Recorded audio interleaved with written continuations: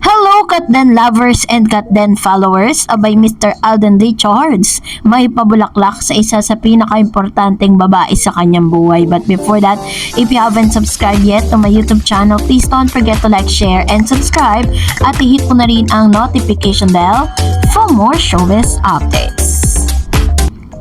Bago tayo of course magpatuloy sa ating updates for today's video, nais ko po muna magpasalamat sa lahat po ng mga legit na nagmamahal, sumusubaybay sa mga updates po natin everyday. Maraming salamat po sa inyong panonood. At ngayong araw bago tayo magsimula ay hayaan niyo po ninyo na batiin po natin si Mama Ten, no? Dahil ngayong araw po ay nagse-celebrate ng kanyang kaarawan si Mama Ten. At kasabay nga nito namataan din si Mr. Alden Richards na kasama, no, yung dalawang bigatin na mga big boss dito po sa GMA, kung saan kasama niya po ang Vice President at si Attorney Annette Gozon. I think meron po silang party ngayon, parang inline po dun sa Valentine's Day. Ay yun po yung kanilang ginagawa ngayon kasi parang naka formal suit itong si Mr. Alden Richards, and kinatuan din naman ng ilan na mga netizen ang lumabas na photo si Mr. Alden Richards kung saan nakalagay po, may caption na "Your Valentine's date is here". And eto na nga po, dahil po sa Instagram post ni Daddy Bay, yung tatay po ni Mr. Alden Richards, i-flex niya po ang isa sa mga pabulaklak ni Mr. Alden Richards. Ito pong, ganito pong klase ng bulaklak, talagang sa mga special na tao niya talaga binibigay ito. At may caption po ito na "To Mommy". Yan. So parang ito po ay inaalay niya sa kanyang Mami Rio, no? Kasi parang every year binibigyan niya yung mga special na tao, no? Special na babae sa buhay niya, si Mami Rio, si Mami Linda, ang kanyang Lola Linda, yon. So as of this moment, wala pa naman paramdam si Miss Catherine Bernardo kung ano po nagaganap sa kanya ngayon sa Valentine's Day. Kasi si Mr. Alden Richards parang ang kadate niya yung mga bosses po ng GMA Sparkle. Pero ngayon nga, kinatuwaan nga ito. Pero trivia lang, kasi yung flower po na pinakita ni Daddy Bay, isa po yan sa mga talagang favorite ni Mr. Alden Richards at ibinibigay niya lang sa mga special na tao. If you remember one of the photos of Miss Catherine Bernardo kung saan tumanggap siya ng award, na mataan na meron pong ganitong klase ng flower pero puti, doon po sa bahay ni Miss Catherine. Sinasabing ito yung regalo ni Mr. Alden Richards during the time na sila po ay nagkaroon ng parang housewarming. Yun po ay dala ni Alden Richards sa kanya. So very very remarkable po kay Alden Richards. Maging si Attorney Annette Gozon, binigyan din po niya ng ganito, pero ganyan din, purple din. Siguro parang niya yung dinidepende niya sa age, kasi si Mami Rio ganyan binigyan niya, tapos si Attorney Annette Gozon ganun din, si Mama Ten binigyan din niya niyan, nung mga nakaraang birthday nito. Pinlex pa nga ni Mama Ten doon sa kanyang Instagram. Pero this time is wala pa pong paramdam. Ano nga ba ang magaganap between Catherine Bernardo and Alden Richards ngayong araw ng mga puso? Katulad ng sinabi ko sa inyo, nasa sa kanila po yan kung gusto po nilang i-flex or kung gusto nilang ipaalam sa publiko, no? Kung meron man silang ilabas o may mga resibo mang lumabas, bibigay po natin agad-agad sa inyo. Pero napaka-imposible naman na hindi talaga or wala pong special na mangyayari ngayong araw dahil alala naman natin si Alden Richards, diba? Very romantic kasi si Alden Richards, and at the same time lahat po ng mga special girls niya ay talagang binibigyan niya ng special treatment, tulad po ng kanyang mami, diba? So nag-post din po si Daddy Bay na parang may celebration magaganap sa Stardust kung saan naroon po siya. Antayin natin, baka biglang sumulpot doon si Miss Catherine Bernardo kasama po ng kanyang glam team, kasi parang may nakita po ako na video kay John Vale ba yun, na parang nasa isang sila kwarto, tapos narinig ko yung boses ni Miss Catherine Bernardo. So anyways, yun po yung ilan sa mga updates po natin, and for that magbasa tayo ng mga komento po ninyo patungkol naman sa ating latest updates. Unahin po natin ang komento mula kay Miss Anna Corita. Sabi niya, parang sa Casino Plus yung kay Julia, 'di ba?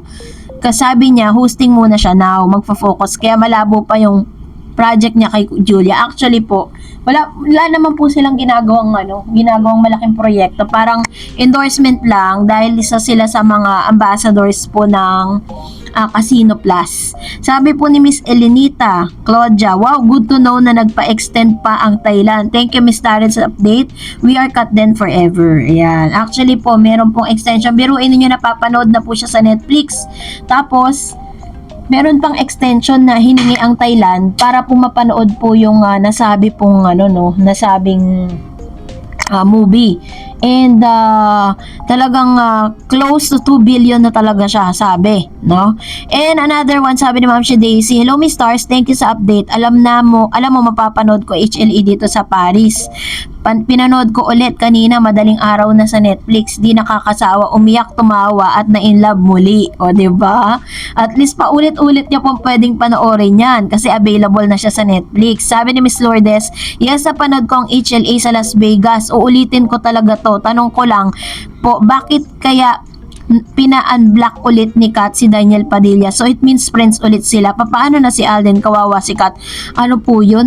Actually sa IG po, hindi pa rin naman niya pina-follow, no, itong si Daniel Padilla. Sino po ba nagbalita sa inyo yan? Para wala po ako nababalitaan na in-unblock or binlock niya po si Daniel. Ang alam ko lang, hindi na in-unfollow niya si Daniel pero hindi niya na po pina-follow ito sa Instagram. Pero si Daniel naka-follow pa sa kanya. So, yun po yung pagkakaalam ko, yun po yung knowledge ko about that. Hindi ko lang alam kung saan niyo po napulot yung news na parang baka ang minimin dito ni Ma'am si Lourdes is yung inad ulit or finalo ulit sa IG. Kapag nangyari yun, ibig sabihin friends na nga ulit sila. At unti-unti ina-accept na ni Miss Catherine Bernardo si Daniel, 'di ba? Check natin maya-maya. And another one, sabi ni Miss Aliyah Neresina, naku Miss Tared, sobrang inaabangan ko ang HLA sa Netflix.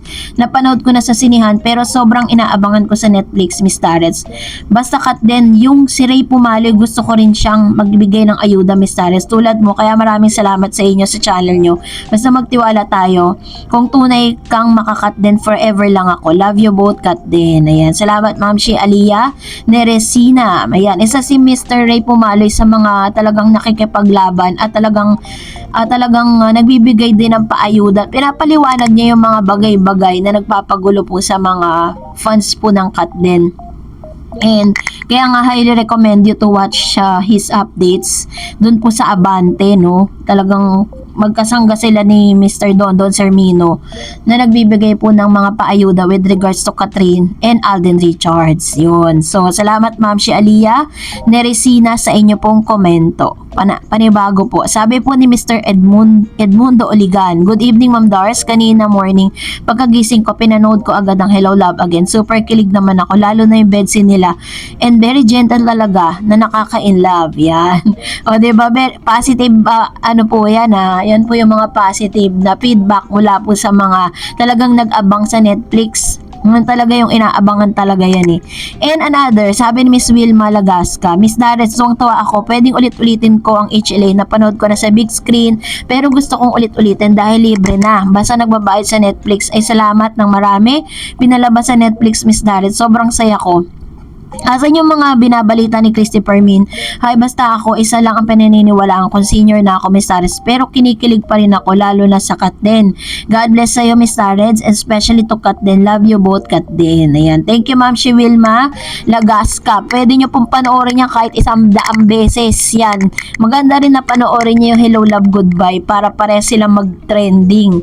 Sabi ni Estavalance, hi Miss Dars, good morning. Morning dito sa Virginia, USA. I'm an avid fan of Kat since I watched Got to Believe.